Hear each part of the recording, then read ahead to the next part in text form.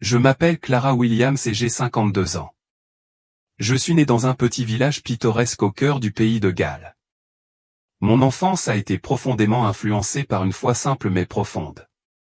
Élevé dans une famille protestante dévouée, la prière avant les repas et la fréquentation de l'église le dimanche n'étaient pas seulement des routines, c'étaient des traditions sacrées qui définissaient nos vies.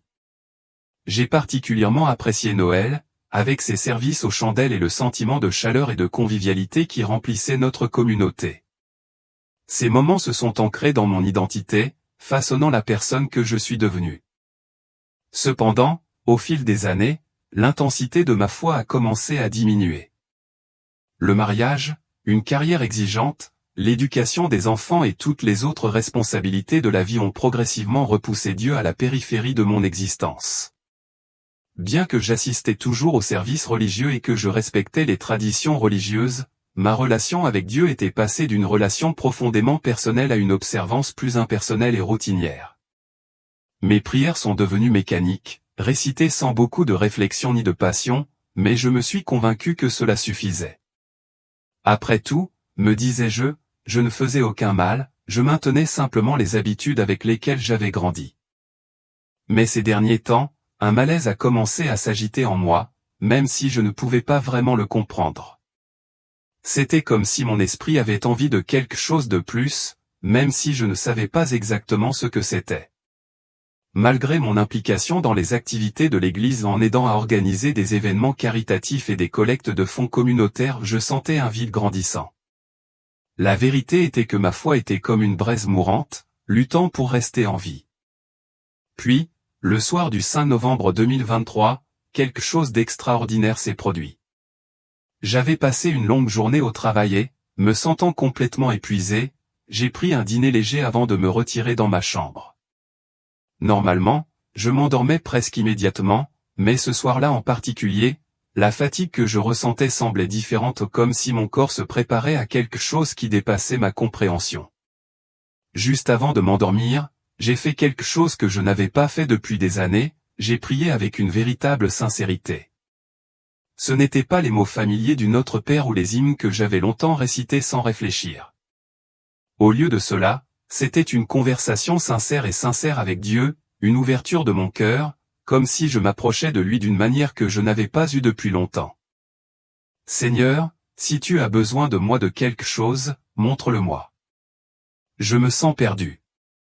Ma foi ne suffit plus. Aide-moi à comprendre ce qui me manque. Après avoir prononcé ces mots, je me suis allongé et j'ai éteint les lumières.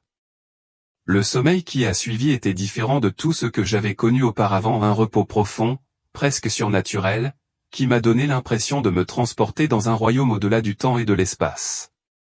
Je ne peux pas l'expliquer complètement, mais j'avais l'impression d'être transporté dans un endroit où les frontières de la réalité n'existaient plus. C'est dans cet état de sommeil profond que tout a commencé. Sans prévenir, je me suis retrouvé dans un tunnel. L'obscurité était épaisse et les murs autour de moi semblaient bouger, comme s'ils étaient vivants. Un vent froid et mordant m'a balayé, mais l'air était à la fois oppressant et étouffant. L'odeur était insupportable, comme l'odeur de chair en putréfaction mêlée de fumée, si répugnante qu'elle me retournait l'estomac. Puis, j'ai commencé à les entendre. Au début, les cris étaient lointains et faibles, mais ils sont rapidement devenus plus forts, jusqu'à ce que j'ai l'impression qu'ils venaient de toutes les directions. C'étaient des cris d'agonie, de désespoir absolu, comme si des milliers d'âmes imploraient désespérément de l'aide. Et puis, à travers le chaos de la douleur, je l'ai vu Jésus. Il se tenait à côté de moi, calme mais sérieux.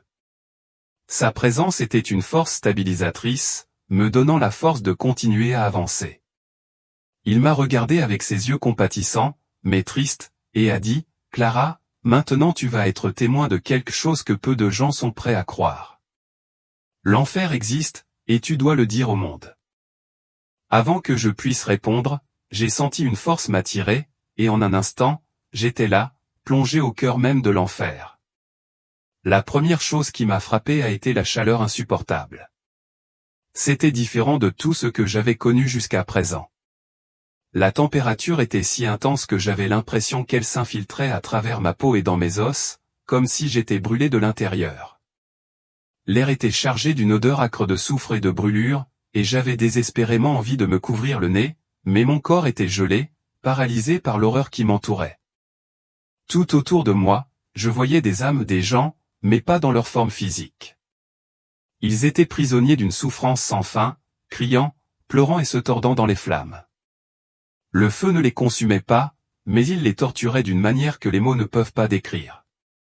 La douleur qu'ils enduraient était si palpable que je pouvais la ressentir dans ma propre poitrine, même si je n'en faisais pas partie.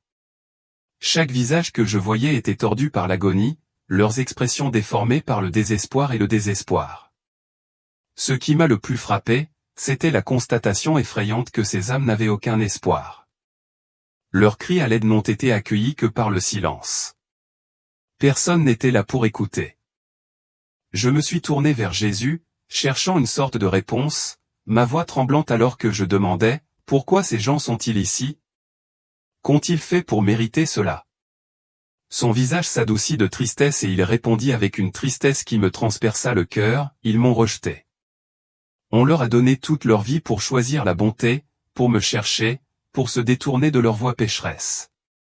Mais au lieu de cela, ils ont vécu dans le péché et l'indifférence, se détournant de l'amour et de la vérité. Maintenant, ils font face aux conséquences de leur choix. J'ai regardé à nouveau autour de moi et ce que j'ai vu m'a coupé le souffle. Des démons erraient parmi les âmes, des créatures hideuses et monstrueuses qui se délectaient de leur souffrance. Certains portaient des lances et les utilisaient pour infliger des tourments aux âmes, tandis que d'autres se tenaient simplement en retrait, regardant comme s'il s'agissait d'un spectacle de divertissement. Les gens, les âmes, semblaient être piégés dans leurs propres enfers personnels, revivant sans cesse les moments les plus douloureux de leur vie, encore et encore. L'horreur pure de la scène m'a submergé et je n'ai plus pu retenir mes larmes. Pourquoi est-ce que je vois ça?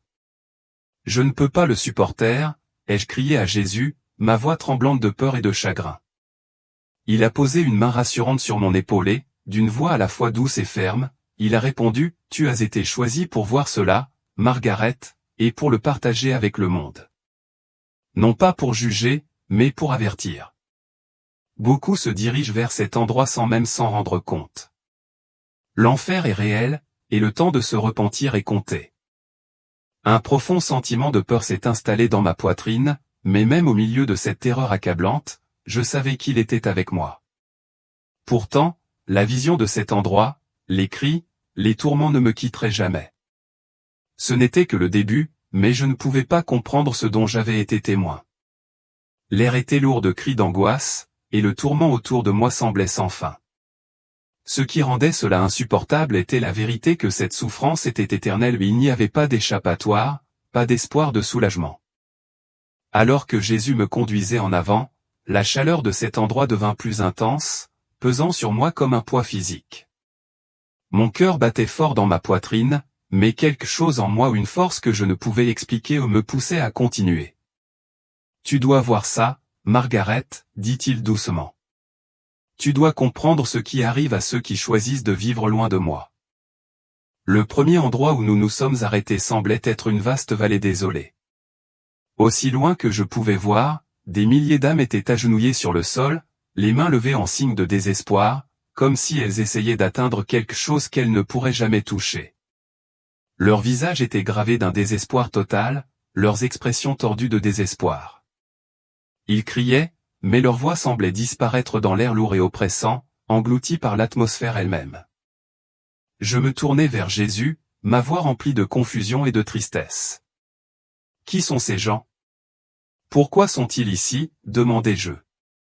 Avec une profonde tristesse dans les yeux, il répondit, « Ce sont les âmes qui ont refusé mon pardon durant leur vie. Elles ont choisi de vivre pour elles-mêmes, en ignorant les nombreux appels que je leur ai lancés. Elles ont eu d'innombrables occasions de changer, de faire marche arrière, mais elles ont choisi l'indifférence à la place. Maintenant, elles réclament une seconde chance, mais leur temps est révolu. » Ces paroles me frappèrent comme un coup dur. C'était comme si un poids s'était installé dans ma poitrine, m'écrasant. Je pensais à toutes les fois dans ma propre vie où j'avais ignoré les appels de Dieu, combien de moments avais-je laissé passer, pensant que j'avais plus de temps, pensant que je pouvais attendre. Je frissonnais à cette pensée. Et si c'était moi là? Et si moi aussi j'avais joué avec le temps, avec les opportunités qu'il m'a données? Cette pensée me laissa ébranler, et je réalisai à quel point j'aurais pu facilement être parmi eux. Alors que nous continuions à marcher, un sentiment de terreur rampante m'envahit. J'avais toujours cru qu'il y aurait une autre chance de me repentir, un autre moment pour faire demi-tour, mais maintenant, cette certitude semblait s'effondrer. Nous sommes arrivés devant une rivière de feu, et la vue était si horrible qu'elle m'a coupé le souffle. Les âmes semblaient se noyer sans fin dans les profondeurs ardentes, mais elles ne périrent jamais. Leurs visages se tordaient de pure agonie alors qu'elles luttaient contre le courant, essayant désespérément de s'échapper, mais une force invisible les ramenait toujours au centre. J'ai senti une vague de nausée monter en moi et je me suis instinctivement détourné, mais Jésus a doucement guidé mon regard vers la Seine. Ce sont les âmes qui ont vécu pour le péché, a-t-il dit, sa voix emplie de tristesse. Elles connaissaient la vérité, mais ont choisi de l'ignorer. Elles ont rejeté le sacrifice que j'ai fait sur la croix pour les sauver, et maintenant elles font face aux conséquences de leur choix. Le poids de ces paroles s'est enfoncé profondément dans mon cœur, et des larmes ont commencé à couler de mes yeux. Et si quelqu'un que je connais était ici? Et si les gens que j'aime étaient sur ce chemin sans le savoir, se dirigeant vers ce destin? Cette pensée me terrifiait. Alors que nous avancions, quelque chose me fit frissonner le corps. Un groupe de démons s'était rassemblé autour d'une âme, et leur rire résonna dans l'air, un son moqueur de pure malice. Les yeux des démons brûlaient comme des braises rouges, et leurs griffes acérées transperçaient à plusieurs reprises le corps de l'âme, ajoutant à son tourment. Mais ce qui m'horrifiait vraiment, ce n'était pas seulement la vue de la cruauté. C'était le sentiment écrasant de satisfaction que les démons tiraient de la souffrance de cette âme. Je n'avais jamais rencontré un mal aussi pur, une telle méchanceté de toute ma vie. Jésus posa sa main sur mon épaule, son contact une force tranquille au milieu d'une telle terreur. L'enfer n'a jamais été créé pour l'homme, dit-il, sa voix lourde de chagrin. Ce lieu a été créé pour Satan et ses anges, mais ceux qui choisissent de vivre dans le péché, qui rejettent mon appel, partageront ce sort. C'est pourquoi tu dois avertir les autres. Je voulais courir, pour échapper à l'horreur qui se déroulait devant moi, mais quelque chose au fond de moi me disait que ce n'était pas moi qui étais en cause. Cela nous concernait tous. C'était un avertissement pour tout le monde. Je pensais au moment où j'avais vécu ma foi sans conviction, convaincu que le peu que je faisais était suffisant. Mais maintenant, le poids de ces pensées pesait sur moi, et si j'avais eu tort? Et si je n'avais pas fait assez pour aider les autres à voir la vérité et à éviter ce destin inimaginable? Au milieu du chaos, j'ai aperçu une femme consumée par les flammes, des flammes qui ne brûlaient pas sa chair, mais la faisaient crier de douleur comme si elle était déchirée. L'angoisse dans ses yeux était insupportable, et j'ai ressenti un besoin irrésistible de tendre la main, d'aider, mais je savais que je ne pouvais rien faire. Le tourment était éternel, et il n'y avait pas d'échappatoire. J'ai demandé à Jésus qui était la femme dans les flammes, et il m'a répondu avec une profonde tristesse dans la voix, elle connaissait ma parole, mais elle a utilisé mon Église pour se glorifier. Elle a recherché la célébrité, le pouvoir et la richesse, ignorant l'appel à vivre dans la sainteté. Maintenant, elle paie le prix de ses choix. Un frisson glacial m'a parcouru le dos tandis que ces paroles résonnaient dans mon esprit. Combien de fois entendons-nous parler de personnes utilisant leur foi à des fins personnelles?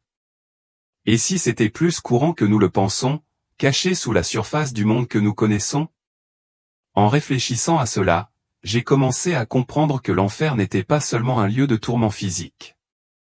C'était bien plus profond, c'était un royaume où l'âme ne trouvait jamais la paix, où la repentance arrivait trop tard et où le poids de ses actes ne pouvait jamais être effacé.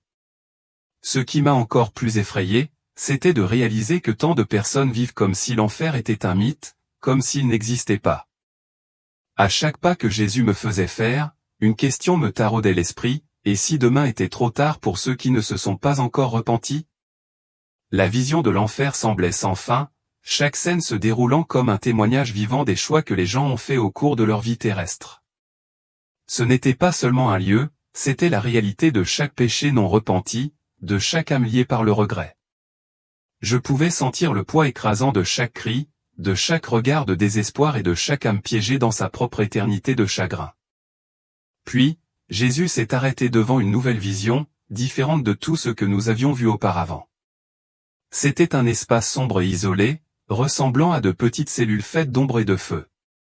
À l'intérieur de chaque cellule, il y avait une âme, une personne piégée, hurlant d'agonie. L'air était épais du son de leur tourment, et ce n'était pas seulement une douleur physique. C'était quelque chose de bien plus profond, la culpabilité et la honte qui les consumaient de l'intérieur, ne leur laissant aucune échappatoire. Jésus a montré l'une des cellules, où une femme était enfermée.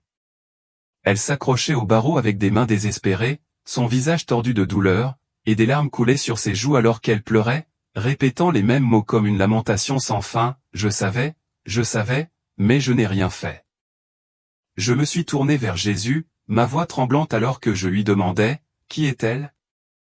Que lui est-il arrivé ?» Ses yeux se sont remplis de tristesse alors qu'il a répondu, « Elle a été ministre pendant de nombreuses années. Elle a prêché à mon sujet et a aidé d'autres personnes à accéder au salut. Mais au sommet de son ministère, l'orgueil a pris le dessus sur son cœur. Elle a commencé à se soucier davantage de son image, de sa renommée et de sa richesse que de ma parole. Malgré les signes que je lui ai envoyés, elle les a ignorés tous. À la fin, elle est morte sans se repentir. » Un frisson glacial m'a parcouru. Et si cela arrivait à d'autres, à ceux qui consacrent leur vie à servir Dieu, mais laissent l'orgueil prendre le dessus sur leur cœur? Et si moi aussi j'avais laissé l'orgueil s'infiltrer à des moments où j'aurais dû faire preuve d'humilité? Les cris de la femme devinrent plus forts et ses paroles me frappèrent comme un coup sec. J'ai prêché sur le pardon, mais je n'ai jamais pardonné à mon propre frère. Maintenant, c'est trop tard. Le poids de ces paroles s'abattit sur moi, comme si elles ne s'adressaient pas seulement à elle. C'était comme si je pouvais entendre un avertissement dans chaque cri, un rappel de ne jamais prendre le pardon à la légère et d'examiner les profondeurs de mon propre cœur. Et si, dans les moments calmes de ma vie, je n'avais pas réussi à pardonner, à me repentir sincèrement, à vivre dans l'humilité à laquelle il m'appelait? La terreur de cette prise de conscience m'envahit et je ne pus m'empêcher de me demander, combien d'autres vivent dans le même angle mort, pensant avoir tout le temps du monde pour arranger les choses? Mon cœur se serra lorsque j'entendis les paroles de Jésus. Combien de fois avais-je gardé rancune, la laissant s'envenimer alors qu'une simple excuse aurait pu guérir la blessure? Le poids de son message devenait plus lourd à chaque instant. Il continua, sa voix emplie d'une autorité tranquille, « Le pardon n'est pas seulement un commandement, c'est une protection. Lorsque vous refusez de pardonner, vous ouvrez la porte au péché et à l'amertume. Beaucoup sont ici parce qu'ils n'ont pas pardonné ou cherché le pardon. » Un frisson me parcourut. Combien de relations dans ma propre vie avais-je laissé se détériorer à cause de conflits non résolus, de rancunes ou de malentendus? Combien d'occasions avais-je manqué d'étendre la grâce pour laquelle j'avais si souvent prié? La vérité était indéniable, le pardon était un acte puissant de miséricorde, non seulement envers les autres mais envers nous-mêmes. Il gardait nos cœurs purs, nos âmes libres. Alors que nous nous dirigions vers une autre cellule, je sentais l'air devenir épais de tension. Un homme était enchaîné à un mur, son corps tordu de douleur alors qu'il luttait contre les chaînes inflexibles. Chaque mouvement semblait lui causer une agonie encore plus grande. Ses chaînes brillaient comme si elles étaient faites de métal fondu, brûlant sa peau. Il hurlait à chaque respiration, ses cris résonnant dans le vide, remplis à la fois d'angoisse et de rage. Alors que nous nous approchions, il s'arrêta et nous regarda. Ses yeux n'étaient pas seulement remplis de désespoir, ils brûlaient de haine et d'amertume. Jésus parla à nouveau, son ton ferme mais triste. Cet homme était un dirigeant puissant. Il connaissait ma parole, mais a choisi d'utiliser sa position pour tromper et manipuler les autres. Il a déformé l'Évangile pour l'adapter à ses propres désirs. Il connaissait la vérité, mais l'a utilisée à son propre profit. Maintenant, il fait face aux conséquences de ses choix, et la justice éternelle est sa seule compagne. Ce spectacle était insupportable, mais je ne pouvais pas détourner le regard. Cela m'a fait tout remettre en question. Et si des personnes en qui j'ai confiance, des personnes que je connais, faisaient la même chose en ce moment?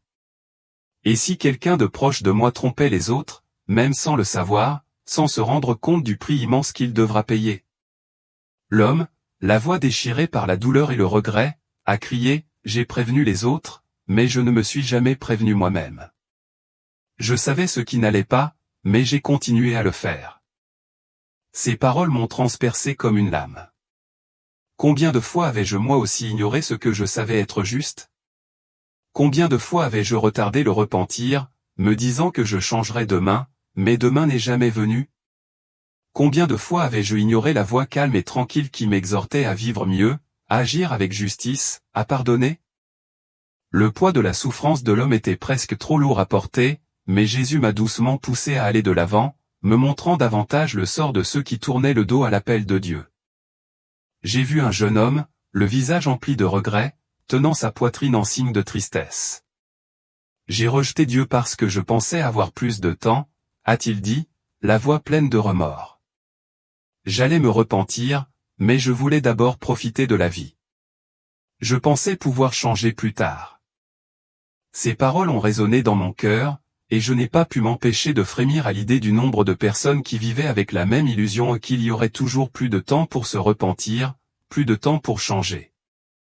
Mais le temps est éphémère, et nous ne savons jamais quand il s'épuisera. Puis, j'ai vu une femme, les yeux remplis d'autosatisfaction, piégée dans sa propre illusion. J'ai passé ma vie à juger les autres, a-t-elle avoué, la voix tremblante de réalisation. Je n'ai jamais regardé mes propres défauts.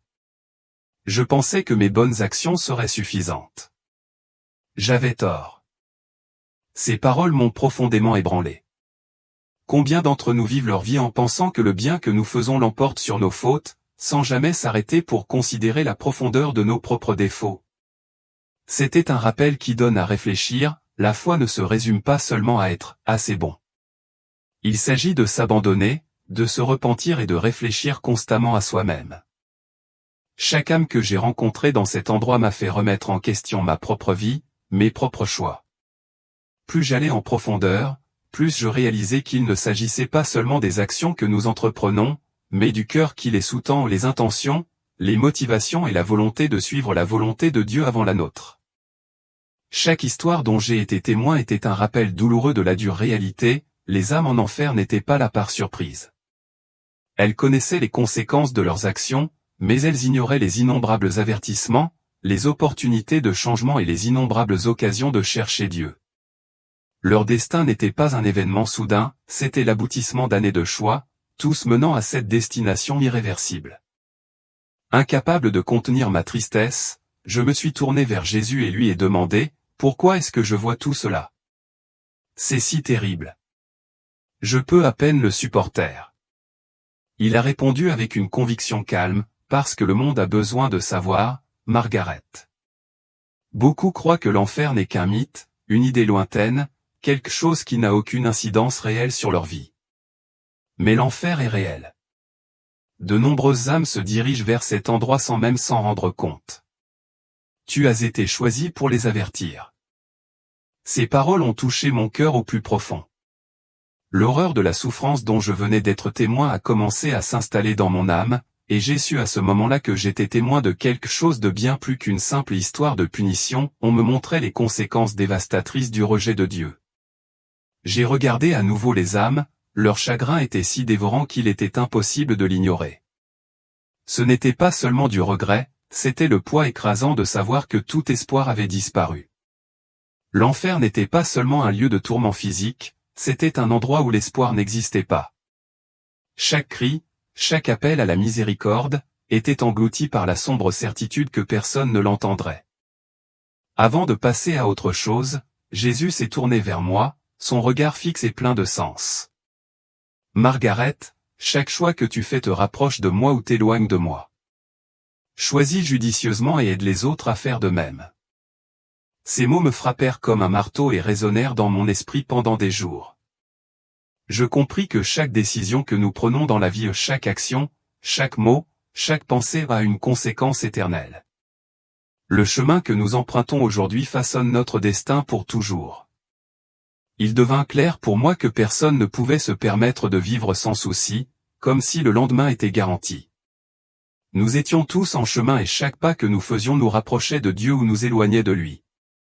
Alors que Jésus continuait à me guider, le poids de la vision devenait plus lourd. L'air devenait plus chaud et les cris des damnés devenaient plus forts, plus insistants. Chaque pas que nous faisions semblait me plonger plus profondément dans la réalité de l'enfer. Il me conduisit dans un autre endroit, un endroit où les âmes étaient dispersées dans des tourments spécifiques. Ce n'était pas une souffrance aléatoire. C'était une punition étroitement liée aux choix qu'elles avaient faits au cours de leur vie. La vérité m'étouffait et me coupait le souffle. La première scène que j'ai vue était celle d'un homme pris au piège dans une rivière de feu. Il luttait de toutes ses forces pour s'échapper, mais un courant invisible le ramenait sans cesse au centre des flammes. Le feu semblait avoir une vie propre, le brûlant avec une intensité qui défiait toute description. Ces cris n'étaient pas seulement de douleur, c'étaient des cris de désespoir total. Incapable de détourner le regard, j'ai demandé, « Qui est cet homme ?» Jésus parlait solennellement, sa voix pleine de tristesse. Cet homme était un menteur. Il a délibérément trompé les autres, détruit des familles et manipulé des relations. Bien qu'il connaisse la vérité, il a choisi de vivre dans le mensonge. Maintenant, sa punition est de vivre dans la confusion et le tourment qu'il a causé aux autres. Les mensonges qu'il a dits sont maintenant les chaînes qui le lient. Un frisson me parcourut le dos tandis que je méditais sur ces paroles. Et si les petits mensonges que nous disons, ces petites contre-vérités dont nous nous persuadons qu'elles sont inoffensives, nous séparaient aussi de Dieu? Et si nous ne réalisons pas pleinement la gravité de nos choix avant qu'il ne soit trop tard? Nous avons continué à marcher et Jésus m'a conduit à un autre endroit, une scène encore plus troublante que la précédente. Là, j'ai vu des gens enchaînés à des piliers lumineux, leurs visages tordus par la terreur et la douleur. Les chaînes qui les liaient brûlaient vivement, mais ce n'était pas seulement leur corps qui semblait brûler, leurs âmes étaient consumées par l'agonie de leur punition. J'ai demandé, qu'ont fait ces gens pour mériter cela? Jésus a regardé les âmes avec tristesse dans les yeux et a répondu, ce sont les âmes qui ont vécu pour la cupidité. Ils aimaient l'argent et la richesse matérielle plus qu'ils ne m'aimaient. Ils ont sacrifié leur famille, leurs amitiés et même leur salut à la poursuite de richesses éphémères. Ils pensaient que ce qu'ils avaient gagné sur terre durerait pour toujours, mais maintenant ils en paient le prix. En entendant ces paroles, mon esprit ne pouvait s'empêcher de réfléchir au monde dans lequel je vivais. Combien de fois nous aussi, nous plaçons les choses matérielles au-dessus de notre relation avec Dieu? Combien de fois courons-nous après la richesse, le succès ou le statut, croyant que ces choses nous apporteront épanouissement et sécurité? Et si les choses mêmes que nous recherchons aujourd'hui, ces possessions, ces désirs étaient celles-là mêmes qui nous conduiraient à notre destruction demain? Le poids de cette vérité s'est posé sur moi comme une couverture, et j'ai réalisé à quel point nous pouvons facilement être séduits par le monde qui nous entoure. C'était un avertissement pour regarder au-delà du superficiel et examiner les vrais trésors de la vie, les trésors qui durent pour toujours. Jésus m'a ensuite montré une femme agenouillée, entourée d'ombres qui l'attaquaient sans relâche. Elle hurlait de douleur, mais elle était impuissante, incapable de se défendre. Elle avait utilisé ses paroles pour blesser les autres, détruisant des relations avec des mensonges et des calomnies. Sa tromperie avait ruiné des réputations, et elle ne s'était jamais repentie. Maintenant, elle existait en présence même du mal qu'elle avait nourri avec sa langue. À chaque vision, mon cœur devenait plus lourd. Le poids de ce dont j'étais témoin pesait sur moi. Chaque tourment que je voyais était un reflet brutal des choix que les gens font chaque jour ou des choix qui les rapprochent de Dieu ou les éloignent. Jésus parlait, sa voix à la fois compatissante et grave, l'enfer est la moisson des choix. Chaque décision vous rapproche de moi ou vous éloigne de moi. Souvenez-vous, personne ne se retrouve ici par accident. Chaque âme dans cet endroit a fait des choix qui l'ont conduite ici. Je me suis tourné vers Jésus et lui ai demandé, et si ces gens avaient eu plus de temps? Auraient-ils changé? Il a répondu avec une profonde tristesse dans sa voix, le temps est ce que chacun croit avoir. Mais demain n'est jamais garanti. C'est pourquoi vous devez dire au monde, le moment de changer est maintenant. Après tout ce que j'avais vu, je pensais que rien ne pouvait être plus douloureux ou terrifiant. Mais ensuite, Jésus m'a conduit dans une zone où la souffrance était si profonde qu'elle semblait transpercer directement l'âme. Ce n'était pas un endroit rempli de cris de tourment. En fait, c'était le silence, un silence si profond qu'il était plus horrible que n'importe quel bruit que j'avais entendu. Ici, les âmes n'appelaient pas à l'aide. Au lieu de cela, elles imploraient la rédemption, répétant les mêmes mots encore et encore, leur voix résonnant dans un vide éternel, « Donne-moi une chance de plus, juste une de plus. » Mon cœur s'est brisé en voyant ces âmes. J'ai demandé à Jésus, ont-ils encore de l'espoir? Y a-t-il un moyen pour eux de quitter cet endroit? Sa voix était pleine de tristesse lorsqu'il a répondu, Marguerite, en enfer, il n'y a pas d'espoir. Le temps de se repentir, c'est pendant qu'ils vivent sur terre. Ici, les choix ont déjà été faits. Ces paroles ont pesé lourdement sur moi, comme un poids qui pesait sur ma poitrine. J'ai vu un homme assis en silence, la tête enfouie dans ses mains, comme s'il essayait de se cacher du poids écrasant de sa propre culpabilité. Jésus a expliqué, cet homme avait la connaissance de la vérité, mais il a choisi de vivre pour lui-même. Il savait ce qu'il devait faire, mais il a ignoré mon appel, croyant qu'il aurait toujours le temps de changer. Un frisson de froid m'a parcouru le dos. J'ai pensé au nombre de fois où nous croyons aussi qu'il y aura toujours du temps. Et si nous nous trompions nous-mêmes, en pensant que le lendemain est garanti, alors que, petit à petit, nous nous éloignons de plus en plus de Dieu? Je sentais mes jambes faiblir à mesure que nous avancions. Jésus m'a conduit vers une femme qui marchait seule dans un endroit sombre. Son visage était empli de pur désespoir et ses yeux étaient hantés. Elle répétait sans cesse les mots, « J'aurais dû écouter. » Je savais, mais je ne voulais pas croire. Je me suis tourné vers Jésus, la voix tremblante, tandis que je demandais, « Qui est-elle » Il a répondu, « Elle a été avertie à maintes reprises. Les gens ont essayé de lui parler de mon amour, mais elle a rejeté chaque opportunité. Maintenant, son âme vit dans un regret éternel. » Ces mots m'ont profondément frappé. J'ai pensé à la fréquence à laquelle Dieu nous donne des signes, nous appelle à la repentance et nous offre la grâce, mais combien de fois choisissons-nous d'ignorer ces signes? Combien de fois rejetons-nous son appel, pensant que nous avons le temps, pensant que nous pouvons changer demain? Et si ces chances s'épuisaient également pour nous? Alors que je continuais à regarder, j'ai vu des âmes crier après leur famille.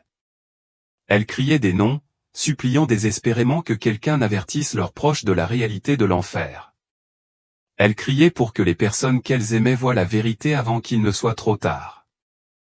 Le poids de leurs cris emplissait l'air et mon cœur se serrait d'un profond sentiment d'urgence. C'était comme si les âmes de l'enfer essayaient de tendre la main, non pas pour leur propre bien, mais pour le bien de ceux qui étaient encore sur terre, ceux qui avaient encore le temps de changer, de choisir le chemin du salut. La prise de conscience que leur souffrance aurait pu être évitée, que d'autres pouvaient encore échapper à ce sort, était plus douloureuse que tout ce que j'avais vu jusqu'à présent. Jésus se tenait à mes côtés, sa présence me rappelant que cet avertissement ne s'adressait pas seulement à ceux qui étaient en enfer, mais à nous tous. Il reprit la parole, ces paroles fermes et constantes, « Tu vois, Margaret, c'est pourquoi il est si important de dire la vérité. Beaucoup pensent qu'ils ont le temps, mais ce n'est pas le cas. L'enfer est réel, et chaque âme sur terre a le choix de se tourner vers moi maintenant, avant qu'il ne soit trop tard. » Je me tenais là, bouleversé, sachant que ce message était désormais le mien à partager. L'avertissement était clair, et le moment d'agir était venu. Le choix de suivre Dieu et de rechercher le salut n'était pas quelque chose à retarder. Les cris des âmes qui avaient déjà pris leur décision resteraient avec moi pour toujours, un rappel constant de l'importance des choix que nous faisons dans cette vie. Jésus sourit et expliqua, ce sont les livres du destin. Chacun contient l'histoire de la vie de chaque âme qui a vécu. Ils contiennent non seulement les détails de leur vie terrestre, mais aussi leurs choix, leurs décisions et les moments où ils ont choisi de me suivre ou de s'en détourner. Chaque vie est précieuse et chaque histoire compte pour Dieu. En regardant les livres, je pouvais sentir leur poids, non pas au sens physique, mais dans la profondeur de leur signification. L'histoire de chaque personne, qu'elle le sache ou non, faisait partie de quelque chose de plus grand. Le ciel lui-même était un lieu où chaque vie était valorisée, où chaque choix, même le plus petit, avait une signification éternelle. J'ai demandé, est-ce que les gens au ciel voient ces livres? Connaissent-ils leurs histoires? Jésus acquiesça, son regard empli d'amour et de compréhension. Ici, tous sont pleinement conscients de la grâce qui les a amenés à cet endroit. Ils connaissent les choix qu'ils ont faits et ils savent que c'est grâce à mon sacrifice qu'ils ont été sauvés. Ils ne sont pas ici à cause de leur perfection, mais parce qu'ils ont choisi de m'abandonner leur vie, d'accepter mon pardon et de suivre ma voie. Le ciel est une célébration de cet abandon. Nous avons continué à marcher et j'ai remarqué qu'il n'y avait aucune tristesse au ciel, aucun désir d'autre chose. Il n'y avait que de la joie, de la paix et un accomplissement complet dans la présence de Dieu. En marchant à côté de Jésus, j'avais l'impression d'être enveloppé par un amour si pur, si parfait, que toutes mes peurs et mes doutes passés ont disparu. Il n'y avait pas de place pour la peur ici, seulement de la lumière et de la paix. En nous approchant d'un beau jardin, je pouvais sentir la fraîcheur de l'air, le parfum des fleurs que je ne pouvais même pas nommer. Le bruit de l'eau qui coulait et le chant des oiseaux remplissaient l'air. C'était comme si chaque détail, chaque aspect de cet endroit avait été conçu pour apporter la paix éternelle. Jésus s'arrêta et dit, « C'est le jardin de la paix. C'est un endroit pour ceux qui ont combattu le bon combat, qui ont enduré les épreuves de la vie et sont restés fidèles. Ici, ils se reposent. » J'ai regardé autour de moi et au loin, j'ai vu des gens assis en train de discuter paisiblement, de rire et de partager la joie de la compagnie des autres. Il n'y avait aucune envie, aucune fierté, juste un pur sentiment d'unité et d'amour. C'était une communauté qui ne connaissait pas de conflit. La pensée du contraste entre cet endroit et ce dont j'avais été témoin en enfer était bouleversante. Le paradis était tout ce que l'enfer n'était pas. C'était un lieu de guérison, d'amour et de rédemption. J'ai demandé à Jésus, y a-t-il un moyen pour les gens de comprendre cette vérité maintenant, alors qu'ils sont encore sur terre? Il se tourna vers moi et dit, Margaret, c'est pour cela que je t'ai montré les deux endroits. Le choix leur appartient.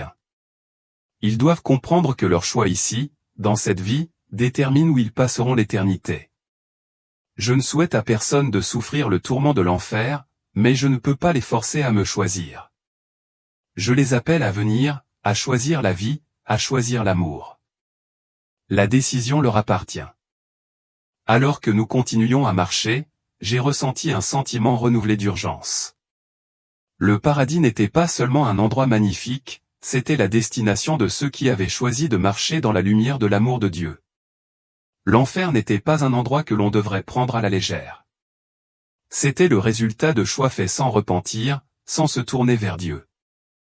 Jésus s'arrêta une fois de plus, me regardant avec des yeux pleins de compassion. Je t'ai montré ces choses, Margaret, afin que tu les partages. Tu as vu la vérité, et maintenant tu dois en parler aux autres. Le ciel attend tous ceux qui choisissent de me suivre, de se repentir et de vivre pour moi. L'enfer est une réalité, mais ce n'est pas le destin de qui que ce soit. La porte est ouverte à tous ceux qui la traverseront. Je savais, au plus profond de mon cœur, que ma mission était claire.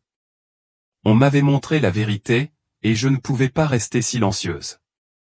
Je parlerai de ce que j'avais vu, non par peur, mais par amour pour ceux qui avaient encore le temps de choisir. Le ciel était un lieu d'espoir, mais c'était aussi un lieu où les choix comptaient, où l'amour et le repentir pouvaient conduire à la vie éternelle. En marchant aux côtés de Jésus, j'ai ressenti sa présence plus profondément que jamais auparavant. Ce n'étaient pas seulement ses paroles qui étaient puissantes, c'était l'essence même de qui il était. Il était l'amour. Il était la vie. Et il voulait que tout le monde soit avec lui pour toujours. Le voyage était loin d'être terminé, mais je savais que j'avais été appelé à partager ce message, à avertir, à appeler les autres à la repentance et à leur rappeler l'amour incroyable qui attend au ciel ceux qui choisissent de le suivre. Le ciel était réel. L'enfer était réel. Et le choix nous appartenait. Je pouvais sentir le poids des paroles de Jésus. La puissance de son sacrifice, de son sang, n'était pas seulement un événement historique lointain, elle était vivante et active, disponible pour quiconque choisissait de la recevoir. Les scènes autour de moi où des gens libérés de leur fardeau, des familles réunies en paix, des individus guéris étaient une illustration vivante du pouvoir transformateur de l'acceptation de Jésus. J'ai demandé doucement, mais pourquoi tant de gens le rejettent-ils encore? Pourquoi s'en détournent-ils? Jésus m'a regardé avec une tristesse mêlée de compassion. Beaucoup sont aveuglés par le monde. Ils courent après des plaisirs temporaires, pensent qu'ils peuvent résoudre leurs problèmes sans moi et se convainquent qu'ils n'ont pas besoin du salut. D'autres croient qu'ils peuvent y arriver par eux-mêmes, en s'appuyant sur leur propre force et leur propre sagesse. L'ennemi les a trompés, leur faisant croire qu'ils ont le temps ou qu'il existe un autre moyen. Ces paroles sonnaient avec vérité. J'ai pensé aux innombrables personnes qui vivent comme si le salut n'était pas nécessaire, comme si elles pouvaient trouver un sens et un accomplissement à travers des activités mondaines. J'ai pensé à la facilité avec laquelle on tombe dans le piège de l'autosuffisance, en croyant que nos propres actions et nos propres succès suffisent. Et pourtant, aucune de ces choses ne peut nous sauver des conséquences éternelles du péché. Jésus a continué, mais mon sacrifice est le seul chemin vers la vie éternelle. Il ne s'agit pas de savoir à quel point tu es bon ou de ce que tu accomplis, mais d'accepter mon amour et le salut que j'offre gratuitement. J'ai payé le prix pour que tu n'aies pas à souffrir. C'est un don, mais beaucoup le rejettent. J'ai ressenti une profonde tristesse et un sentiment d'urgence. Combien de personnes vivaient dans le rejet de ce don, inconscientes des conséquences qui les attendaient? Que pouvais-je faire pour changer cela? Et si j'avais été complaisante dans ma propre vie, inconsciente de l'urgence avec laquelle nous devons tous accepter son sacrifice? Jésus m'a regardé, percevant mes pensées. Margaret, c'est pourquoi tu dois partager ce que tu as vu. Les gens doivent connaître la vérité. Le temps est court, et beaucoup ne sont pas conscients des implications éternelles de leur choix. Le ciel est réel, tout comme l'enfer. Mais mon amour est plus grand. Mon désir est qu'aucun ne périsse, mais que tous viennent à moi. J'ai hoché la tête, comprenant le poids de la responsabilité qu'il me faisait peser. Comment ne pas partager cette vérité avec les autres? Comment pouvais-je rester silencieuse alors que j'avais été témoin des conséquences de mon rejet de lui? Jésus s'est alors tourné vers la croix au centre de tout. La lumière qui l'entourait est devenue encore plus brillante, et j'ai pu ressentir sa puissance, comme une force d'amour et de grâce qui englobe tout. Cette croix, Margaret, représente le cœur de l'Évangile. C'est là que la bataille a été gagnée. C'est là que chaque péché a été vaincu, que chaque fardeau a été enlevé. C'est là que la voie du salut a été ouverte à tous. En regardant la croix, j'ai pu sentir un profond sentiment de paix m'envahir, un rappel de l'espoir qui vient à travers Jésus. C'était comme si l'univers entier tournait autour de ce moment, du sacrifice qui a tout changé. La croix n'était pas seulement un symbole, c'était la porte de la vie éternelle. Jésus s'est tourné vers moi et m'a dit, « Tu as vu à la fois la gloire du ciel et les horreurs de l'enfer. Maintenant, tu dois être une voix pour ceux qui ne l'ont pas encore entendu. Parle-leur de mon amour. Parle-leur de la puissance de mon sang. Dis-leur qu'ils ne sont pas trop loin. Dis-leur qu'ils peuvent encore choisir la vie. » Avec ces mots, un sentiment renouvelé de détermination a rempli mon cœur. La mission était claire, partager la vérité, avertir les autres de la réalité de l'enfer et proclamer l'espoir que l'on trouve seulement en Jésus-Christ. Il n'y avait pas de temps à perdre. L'urgence du message m'a frappé comme jamais auparavant. Alors que je me tenais là, au centre de tout, j'ai pu sentir la présence d'innombrables âmes qui avaient fait le bon choix, suivre Jésus, accepter son sacrifice et entrer dans la gloire du ciel. J'ai pu ressentir la profonde gratitude et la joie de tous ceux qui avaient compris la puissance de son amour. Ils étaient libres, n'étaient plus liés par le péché ou le poids de leur passé. Jésus m'a regardé une dernière fois, son regard plein de compassion et d'attente. Maintenant tu connais la vérité, Margaret. Va et dis-la au monde. Mes bras sont ouverts à tous ceux qui viendront. Dis-leur que le ciel les attend et que le choix leur appartient. Avec ces derniers mots, j'ai ressenti une poussée d'énergie, un sentiment de détermination qui m'a propulsé en avant.